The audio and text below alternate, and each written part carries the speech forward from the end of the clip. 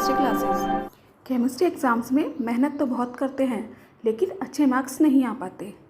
इसका मेन कारण है केमिस्ट्री एग्ज़ाम में होने वाली मिस्टेक्स। आप कैसे केमिस्ट्री एग्ज़ाम्स में मिस्टेक्स ना हो, इससे कैसे बचें, इस वीडियो में मैं आपके साथ शेयर करने जा रही हूँ। एग्ज़ाम चाहे क्लास 10th का हो या क्लास 12 बोर्ड हो या फिर कोई भी कॉम्पिटिटिव एग्ज़ाम हो, आप भी केमिस्ट्री में अच्छा स्कोर कर लेंगे।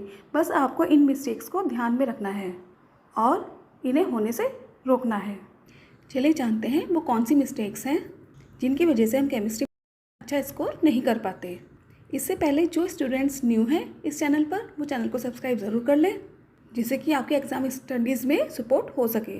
सबसे पहले तो स्टूडेंट्स, जब भी आप केमिस्ट्री का एग्ज़ाम सॉल्व कर रहे हों, पेपर सॉल्व कर रहे हों, तो आप इस बात का ध्यान रखें और इस बात को समझें कि क्वेश्चन क्या पूछा गया है और टू द पॉइंट ही आंसर लिखें। लाइक एग्जाम्पल लेते हैं, जैसे कि कोई भी रिएक्शन आपके एग्ज़ाम में पूछी गई है, लाइक गेटरमैन रिएक्शन।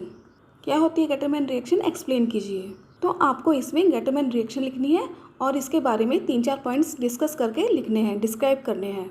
जैसे कि अगर 4 मार्क्स में पूछा जाता है तो आप बहुत ज़्यादा डिस्कस ना करें, डिस्क्राइब ना करें, टू द पॉइंट लिखेंगे तो आपको पूरे मार्क्स ही मिलेंगे।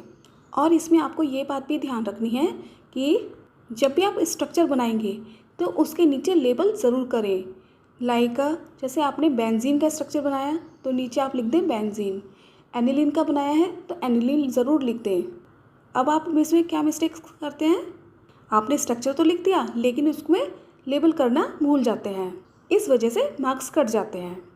और सेकंड मिस्टेक्स को भी आप ध्यान से समझिएगा, जब भी आप आंसर लिखें तो उसमें हेडिंग ज़रूर डालें और जो भी इम्पॉर्टेंट वर्ड्स हैं उसको अंडरलाइन ज़रूर करें। बहुत ज़्यादा कलरफुल पेन्स का यूज़ ना करें, बस आपको अंडरलाइन कर लेना है। उसी से ही एग्जामिनर को पता चल जाएगा कि आपने आंसर में क्या लिखा है। इससे भी आप अच्छा स्कोर कर लेंगे। और थर्ड मिस्टेक्स को भी ध्यान में रखना है, जब भी आप कोई भी केमिकल रिएक्शन लिखते हैं तो वो सिर्फ एक ही लाइन में लिखें। ऐसा ना करें कि आधी रिएक्शन पहले लिख दी फिर उसके बाद नेक्स्ट रिएक्शन लिख रहे हैं। कंप्लीट रिएक्शन एक ही लाइन में लिखें। और फोर्थ मिस्टेक है जो कि केमिस्ट्री में आंसर लिखते टाइम अक्सर स्टूडेंट्स करते हैं। आंसर लिखते टाइम आप कटिंग ना करें और ओवर राइटिंग भी ना करें।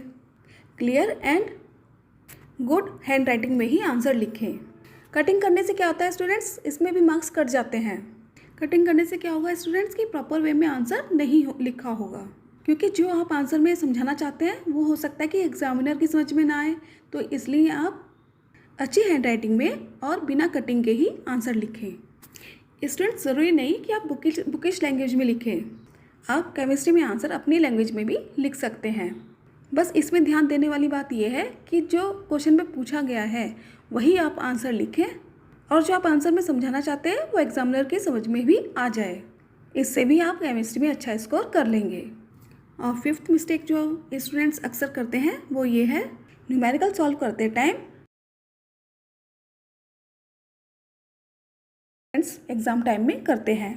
आपको ध्यान रखना है कि जब भी आप केमिस्ट्री में कोई भी न्यूमेरिकल सॉल्व कर रहे हैं तो सबसे पहले आप उसमें फार्मूला ज़रूर लिखें, उसके बाद ही उसमें वैल्यूज़ पुट करें।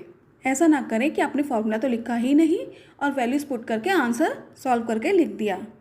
ऐसा नहीं करना है, आपको फर्स्ट इसमें फार्मूला पुट करना है। इससे क्या होगा स्टूडेंट्स, आपके मार्क्स नहीं कटेंगे और आप अच्छा स्कोर कर लेंगे। एक और बात आपको स्टूडेंट्स जो कि बहुत बहुत इम्पॉर्टेंट है, कॉम्पिटिटिव एग्ज़ाम में आपको ज़रूर याद रखनी है कि जब भी आप पेपर सॉल्व करें तो आप क्वेश्चन को ध्यान से पढ़ें। उसमें जो क्वेश्चन में पूछा गया है उसमें कीवर्ड को पॉइंट आउट करें। कीवर्ड यानी कि जो भी क्वेश्चन पूछा गया है वो किससे रिलेटेड पूछा गया है, वो कीवर्ड को आपको अंडरलाइन करना है।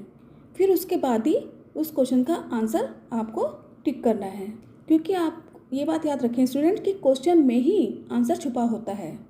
अगर आप क्वेश्चन में जल्दबाजी करेंगे तो उससे क्या होगा, आपका आंसर रॉन्ग होने के ज़्यादा चांसेस होंगे। स्टूडेंट्स, कॉम्पिटिटिव एग्ज़ाम चाहे कोई सा भी हो, केमिस्ट्री में रिएक्शंस ज़रूर पूछी जाती हैं और इसी में ही मोस्टली स्टूडेंट्स मिस्टेक्स कर देते हैं। उन्हें रिएक्शंस याद नहीं होती हैं, समझ में नहीं आती हैं और वो इस पर फोकस ही नहीं करते और केमिस्ट्री में ये पार्ट कमज़ोर रह जाता है। इसलिए केमिस्ट्री में केमिकल रिएक्शंस वाला पार्ट भी आपको स्ट्रॉन्ग बनाना है। बिल्कुल सही केमिकल रिएक्शंस आपको समझनी है और स्ट्रक्चर्स भी इसके साथ ज़रूर समझना है, तभी आप राइट आंसर्स लिख पाएंगे। आई होप स्टूडेंट्स वीडियो आपको एग्ज़ाम सपोर्टिव लगी होगी और आप केमिस्ट्री एग्ज़ाम में होने वाली मिस्टेक्स को नहीं होने देंगे और आप केमिस्ट्री सब्जेक्ट को स्ट्रॉन्ग बना लेंगे एंड केमिस्ट्री में अच्छा स्कोर कर लेंगे। वीडियो पसंद आई हो तो लाइक शेयर सब्सक्राइब कमेंट्स करना ना भूलें।